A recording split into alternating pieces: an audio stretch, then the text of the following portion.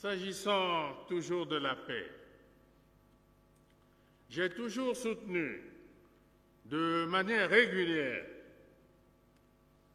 qu'elle n'est pas uniquement synonyme de situation de non-conflit ou de non-guerre. La paix, c'est aussi l'éradication de tout phénomène attentatoire à la sécurité, à la quiétude des populations.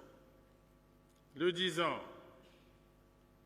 je fais allusion à l'opération engagée par la force publique contre la dangereuse montée du grand banditisme.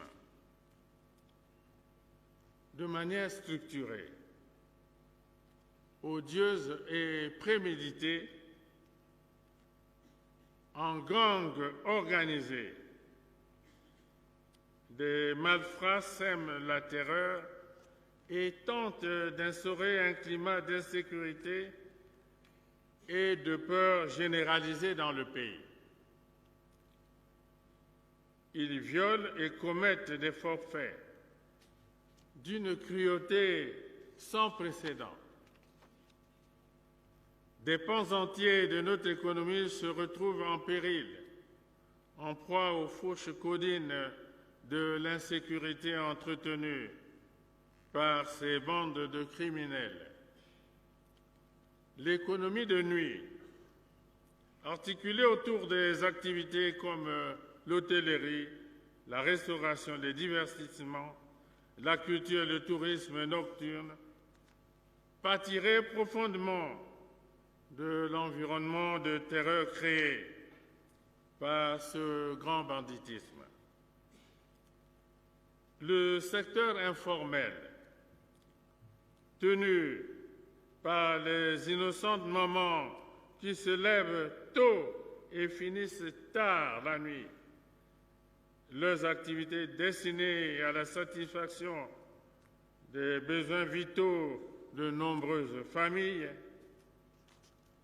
en seraient lourdement déstabilisées si l'on y prenait garde.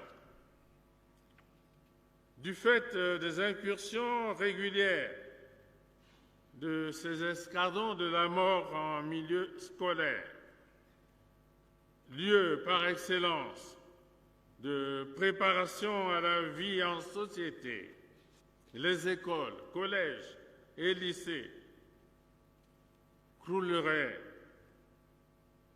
inexorablement sous le poids de cette inhumanité inédite. Une telle situation ne peut que porter atteinte à l'image de notre pays. Face au péril d'instabilité, la puissance publique ne saurait être indéfiniment défiée au risque pour elle de se réduire à l'impuissance publique. Garant de l'intérêt général, l'État protecteur, qui resserre l'étau de ces malfaiteurs, poursuivra leur traque sans relâche.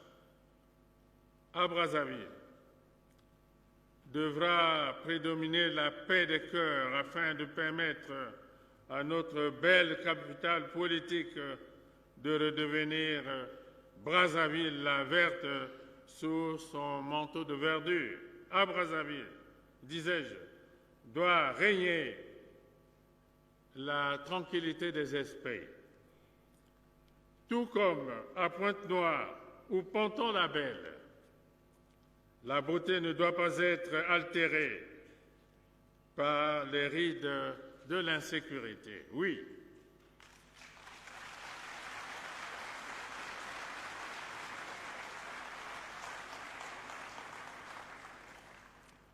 Oui. Paix des cœurs et tranquillité des esprits à Brazzaville, notre capitale politique. Paix des cœurs et tranquillité des esprits à Pointe-Noire, notre capitale économique.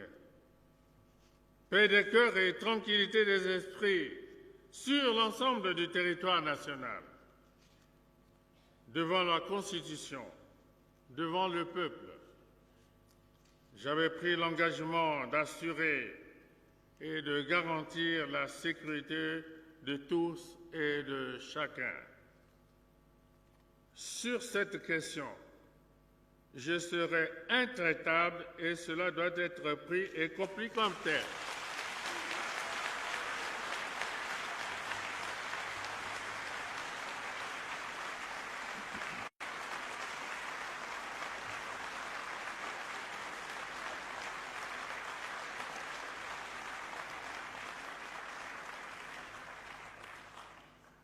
Ensuite,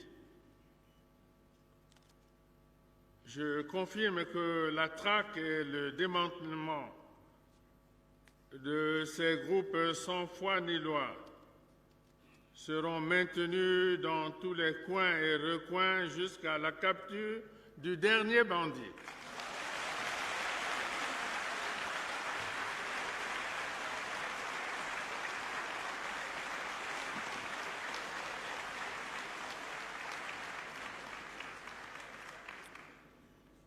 C'est pourquoi je demande aux populations d'accompagner résolument les efforts de la force publique dans l'éradication de tous ces criminels invétérés. Puissent les victimes ayant survécu à ces atrocités inédites et leurs familles trouver consolation à travers la profonde compassion exprimée en cette solennelle occasion par la Nation. Monsieur le Président du Congrès,